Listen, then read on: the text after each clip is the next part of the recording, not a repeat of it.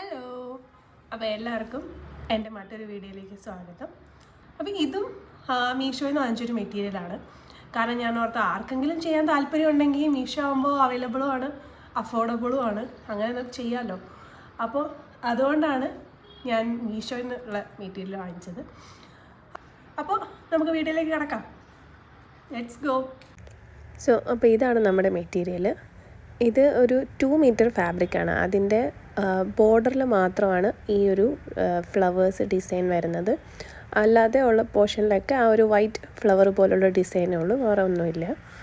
അപ്പോൾ ഇതിൽ 2 മീറ്റർ ഉള്ളതുകൊണ്ട് അത് ഇങ്ങനെ ആയതുകൊണ്ടും നമുക്ക് വേറെ പ്രത്യേകിച്ച് ഒരു പാറ്റേൺ അങ്ങനെ ഒന്നും ചെയ്യാനില്ല. അപ്പോൾ ഞാൻ ഒരു സിമ്പിളായിട്ടൊരു സ്ലീവ്ലെസ് ആണ് ചെയ്യുന്നത്. സ്ലീവ് വയ്ക്കാനും അങ്ങനെ പ്രത്യേകിച്ച് ഒരു പാറ്റേൺ ഉള്ളൊരു സ്ലീവ് ഒന്നും ചെയ്യാനുള്ള തുണിയൊന്നും ഉണ്ടാവില്ല. അപ്പോൾ സിമ്പിളായിട്ടൊരു ഫ്രില്ല് പോലെ എന്തെങ്കിലും വെക്കാനേ പറ്റും. അപ്പോൾ എനിക്ക് സ്യൂട്ടായിട്ട് ഫീൽ ചെയ്യാത്തതുകൊണ്ട് ഞാൻ സ്ലീവ് വയ്ക്കുന്നില്ല. അപ്പോൾ നമ്മൾ നോർമലി അളവൊക്കെ എടുത്തിട്ട് ചെയ്യുകയാണ്. ഞാൻ ഇതിന് ലൈനിങ് കൂടെ വെക്കാൻ ഉദ്ദേശിക്കുന്നുണ്ട്. അപ്പോൾ ആദ്യം നമുക്ക് മെറ്റീരിയലിൽ നമ്മുടെ അളവൊക്കെ എടുത്ത് കട്ട് ചെയ്തിട്ട് അതേ അളവിൽ ലൈനിങ് കൂടെ കട്ട് ചെയ്തെടുക്കാം. അപ്പോൾ അതിനായിട്ട് ഞാൻ ആദ്യം ഇതിൻ്റെ ലെങ്ത്തും ഇതുമൊക്കെ നോക്കുന്നുണ്ട് കേട്ടോ. ഇതിൻ്റെ ഈ തുണിയുടെ ഈ ലെങ്ത്ത് വരുന്നത് 41.5 ആയിരുന്നു.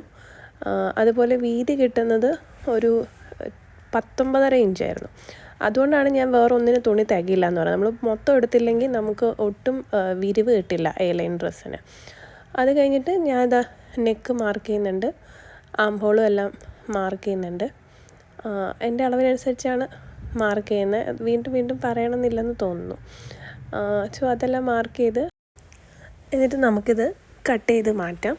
അതിനുശേഷം നമ്മൾ ബാക്കും ഫ്രണ്ടും നോക്കിയിട്ട് ബാക്ക് പാർട്ട് മാറ്റി വെച്ചിട്ട് ഫ്രണ്ട് പാർട്ടിൽ കുഴിച്ച് വെട്ടണം. അപ്പോൾ അതിനായിട്ട് ഒരു പോർഷൻ മാറ്റിയിട്ട് ലൈനിങ്ങിൻ്റെ ഒരു പീസ് ഇതെടുത്ത് ഒരുപോലെ വെച്ചിട്ട് ഫ്രണ്ട് പാർട്ടിൻ്റെ ആം ഹോള് കുഴിച്ച് വെട്ടുന്നുണ്ട്. പിന്നെ നെക്ക് നമുക്ക് ക്യാൻവാസിൽ ചെയ്തിട്ട് ഒരുമിച്ച് ചെയ്യാം, എപ്പോഴും ചെയ്യുന്ന പോലെ. അതിനുശേഷം ഈ നെക്കിൻ്റെ അവിടെ പ്ലെയിനായിട്ട് ടോപ്പ് ഭാഗം മുഴുവൻ പ്ലെയിനായിട്ട് പ്രത്യേകിച്ചൊന്നുമില്ലാതെ വൈറ്റായിട്ടിരിക്കുന്നതുകൊണ്ട് എനിക്ക് പെട്ടെന്ന് തോന്നിയ ഒരു ഐഡിയ ആണ്, നമുക്ക് ആ കട്ട് ചെയ്ത് മാറ്റിയതിലുള്ള ഫ്ലവേഴ്സും ലീഫും ഒന്ന് കട്ട് ചെയ്തെടുക്കാം. എന്നിട്ട് എന്തെങ്കിലും രീതിയിൽ അതൊന്ന് നെക്കിലൊന്ന് ചെയ്ത് കൊടുക്കാമെന്ന്. അപ്പോൾ ഞാൻ നെക്കിൽ എന്തായാലും ഒരു റൗണ്ട് പോലെ സ്കാലപ്പ് ഡിസൈൻ പോലെയാണ് ചെയ്യാൻ ഉദ്ദേശിച്ചത്. അപ്പോൾ ഈ ഫ്ലവർ ഇവിടെ സെറ്റാവുമെങ്കിൽ ചെയ്യാം, എനിക്കൊരു ഷുവർ ഇല്ലായിരുന്നു. അപ്പോൾ അങ്ങനെ ഞാനത് ഫ്ലവേഴ്സ് ഒരു ക്യാൻവാസിലേക്ക് തേച്ച് അയൺ ചെയ്ത് എടുത്തിട്ടാണ് കട്ട് ചെയ്തെടുത്തത്. അല്ലെങ്കിൽ നമുക്ക് തുണി അത്ര പെർഫെക്റ്റ് ആയിട്ട് കിട്ടില്ല. അപ്പോൾ അങ്ങനെ എടുത്തിട്ട് ആദ്യം ഞാൻ ബാക്ക് നെക്കാണ് ചെയ്യുന്നത്. അപ്പോൾ ബാക്ക് നെക്കിന് വേണ്ടിയിട്ട് ഒരു എക്സ്ട്രാ പീസ്, അപ്പോൾ ഞാൻ ഇതിൽ നിന്ന് എടുത്തില്ല, ലൈനിങ് പീസിൽ നിന്ന് ഒരു പീസ് എടുത്തിട്ട് അതിലാണ് ക്യാൻവാസ് അയൺ ചെയ്ത് പിടിപ്പിച്ചിട്ട് സെറ്റാക്കി. അപ്പോൾ ബാക്ക് നെക്കും നമ്മൾ അതുപോലെ സെറ്റ് ചെയ്തു. ഫ്രണ്ട് നെക്കും ഇതുപോലെ സ്കാലപ്പ് ഡിസൈൻ. എൻ്റെ കയ്യിൽ സ്കാലപ്പിൻ്റെ സ്കെയിലൊന്നും ഉണ്ടായിരുന്നില്ല. ഞാൻ ജസ്റ്റ് എൻ്റെ കയ്യിലിരുന്ന ഒരു എന്തോ ഒരു പാത്രത്തിൻ്റെ അടപ്പ് യൂസ് ചെയ്തിട്ടാണ് ആ സാധനം സെറ്റ് ചെയ്ത് വന്നത്. അപ്പോൾ അതുപോലെ നമ്മൾ ഫ്രണ്ട് നെക്കും ബാക്ക് നെക്കും സെറ്റ് ചെയ്തു. അതിനുശേഷം ഞാൻ പോക്കറ്റ്, ഞാൻ ലാസ്റ്റ് വീഡിയോയിലും പറഞ്ഞു ഇതൊരു ഈസി ഐഡിയ ആണ്, കൈ ഇങ്ങനെ വെച്ചിട്ട് വരച്ചെടുക്കുകയാണെങ്കിൽ. അപ്പോൾ അങ്ങനെ ഞാൻ പോക്കറ്റിനുള്ളതും ആ പീസിൽ നിന്ന് കട്ട് ചെയ്തെടുത്തിട്ടുണ്ട്. ഇനിയിപ്പോൾ നമുക്ക് സ്റ്റിച്ച് ചെയ്യാം. ആദ്യം ഞാൻ ബാക്ക് നെക്കാണ് എടുത്തിരിക്കുന്നത്. അപ്പോൾ ആദ്യം തന്നെ നമ്മൾ ക്യാൻവാസ് ഒട്ടിച്ചു കൊടുത്ത ഭാഗം ഒന്ന് മടക്കി അടിക്കുന്നുണ്ട്, അതൊന്ന് പെർഫെക്റ്റ് ആയിട്ട് നിൽക്കാൻ. അതിനുശേഷം നെക്ക് 2 തവണ ഞാൻ അടിച്ചു കൊടുക്കുന്നുണ്ട്. അപ്പോൾ നമ്മൾ ഒരു ചെറിയൊരു സ്ക്വയർ നെക്കാണ്, എന്നാൽ എക്സാക്റ്റ് സ്ക്വയർ അല്ല, ഒരു ചെറിയ ചെരിവ് ഞാൻ കൊടുത്തിട്ടുണ്ട് അതിന്. അതുപോലുള്ളൊരു നെക്കാണ്. അപ്പോൾ അതിൻ്റെ കോർണറൊക്കെ നമ്മൾ കറക്റ്റ് നോക്കി ചെയ്തിട്ട് അതിൻ്റെ ഭാഗം എന്നിട്ടാണ് കട്ട് ചെയ്ത് എടുക്കുന്നത്.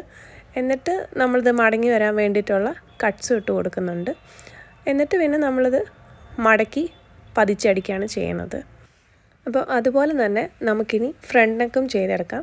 ആദ്യം സൈഡ് അടിച്ചിട്ട് പിന്നെ ഇതിൽ വരുമ്പോഴത്തേക്ക് ഈ സ്കാലപ്പ് ഡിസൈൻ ആയതുകൊണ്ട് അതിന് കോർണർ കുറേ ഏറെ ഉള്ളതുകൊണ്ടും അത് നമ്മൾ കറക്റ്റ് സൂക്ഷിച്ച് വേണം ചെയ്യാൻ. അപ്പോൾ അങ്ങോട്ടും ഇങ്ങോട്ടും ഒന്നും പൊളച്ചിൽ വരുമോ അല്ലെങ്കിൽ അടിക്കുമ്പോൾ മാറിപ്പോകാതിരിക്കാൻ വേണ്ടിയിട്ടാണ് ഞാൻ ആ കറക്റ്റ് പേന കൊണ്ട് വരച്ചിട്ടുണ്ട്. അപ്പോൾ നമുക്ക് ആ വരച്ചതിൽ കൂടെ തന്നെ സ്റ്റിച്ച് ചെയ്തങ്ങ് പോവാം. അപ്പോൾ ഇത് കുറച്ച് സമയം എടുക്കുന്ന ഒരു പരിപാടിയാണ്, സൂക്ഷിച്ച് ആ സ്കാലപ്പിൽ കൂടെ സ്റ്റിച്ച് ചെയ്തെടുക്കുക എന്നുള്ളത്. അപ്പോൾ ഇത് നമ്മൾ 2 തവണ അടിച്ച് നന്നായിട്ട് സെക്യൂർ ചെയ്യണം. എന്നിട്ട് വേണം നമ്മളതിന് കട്ട് ചെയ്ത് മാറ്റിയിട്ട് കട്ട്സൊക്കെ കൊടുത്തിട്ട് മറിച്ചടിക്കാൻ വേണ്ടിയിട്ട്. മറിച്ചെടുക്കുമ്പോഴും നമ്മൾ ആ കട്ട്സ് നന്നായിട്ട് കൊടുത്താൽ മാത്രമേ ഉള്ളൂ നമുക്കിത് കറക്റ്റായിട്ട് മറിച്ചെടുക്കാൻ പറ്റുള്ളൂ. അപ്പോൾ അതുകൊണ്ട് ആ തയ്ച്ചൽ വീഴാതെ കറക്റ്റ് കട്ട്സ് കൊടുത്തിട്ട് മാക്സിമം ഇങ്ങനെ നമ്മൾ വലിച്ച് നേരെ ആക്കിയിട്ട് വേണം അതിൻ്റെ മേളിൽ കൂടെ പതിച്ചടിക്കാൻ വേണ്ടിയിട്ട്. അപ്പോൾ അതും ഇതുപോലെ തന്നെ നമ്മൾ സൂക്ഷിച്ച് ആ തുഞ്ചത്ത് കൂടെ തന്നെ സ്റ്റിച്ച് ചെയ്ത് വരണം. അതല്ലെങ്കിൽ അതിൻ്റെ ഒരു ഭംഗി ഉണ്ടാവില്ല സ്കാലപ്പിന്. അതിന് ശേഷമാണ് നമ്മൾ കട്ട് ചെയ്ത് വെച്ചിരിക്കുന്ന ആ ഫ്ലവേഴ്സ് ഈ നെക്കിലേക്ക് വെക്കുന്നത്. അപ്പോൾ അത് ഞാനൊരു പിന്നുകൊണ്ട് ആദ്യം ഏത് ഡിസൈനാണ് എനിക്ക് വേണ്ടതെന്നുള്ള രീതിയിൽ ഞാൻ സെറ്റ് ചെയ്ത് വെച്ചിട്ടുണ്ട്. ഇനി ഇതിൻ്റെ മേളിൽ നമുക്ക് സ്റ്റിച്ച് ചെയ്ത് കൊടുക്കാം. അപ്പോൾ ഇവിടെ ഞാൻ യൂസ് ചെയ്യുന്ന ഉഷ ജാനോം മെഷീനിൽ സി ഇടുമ്പോഴത്തേക്കും എനിക്ക് കിട്ടുന്ന ഇതുപോലത്തെ ഒരു സാറ്റിൻ സ്റ്റിച്ച് പോലെ വരും. അപ്പോൾ ഞാനിത് ഇതിന് മുന്നേ ചെയ്തിട്ടില്ല. അപ്പോൾ എൻ്റെ ഫസ്റ്റ് അറ്റംപ്റ്റാണ്. അപ്പോൾ ഞാനൊരു ട്രയൽ ആൻഡ് എറർ പോലെ ട്രൈ ചെയ്ത് നോക്കി. അപ്പോൾ ഫസ്റ്റ് പൂവിൽ ഏകദേശം കറക്റ്റായി വന്നു. പക്ഷേ എൻ്റെ ഒരു പിടുത്തത്തിൻ്റെ പ്രശ്നം കൊണ്ട് അത് അത്ര പെർഫെക്റ്റ് ആയില്ല. അതിന് ശേഷമുള്ളത് ഞാൻ മാക്സിമം പെർഫെക്റ്റ് ആയിട്ട് എടുത്തിട്ടുണ്ട്. അപ്പോൾ നമ്മൾ ആ വൈറ്റ് നൂലുകൊണ്ട് തന്നെ വെച്ചിട്ടാണ് അത് ചെയ്ത് കൊടുക്കുന്നത്. അപ്പോൾ അതറിയില്ല.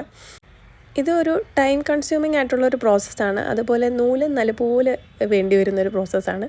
അപ്പോൾ അത് മാക്സിമം ഞാൻ ചെയ്തു. അപ്പോൾ ഇപ്പുറത്തെ ഇലയ്ക്ക് എനിക്ക് കുറച്ചൊരു ലൈറ്റായി പോയതുപോലെ ഫീൽ ചെയ്തപ്പോൾ ഞാൻ ഒരു റൗണ്ടും കൂടെ അടിച്ചു കൊടുത്തിട്ടുണ്ട്. അങ്ങനെ എനിക്ക് വേണ്ട രീതിയിൽ ഞാനത് ചെയ്തെടുത്തിട്ടുണ്ട്.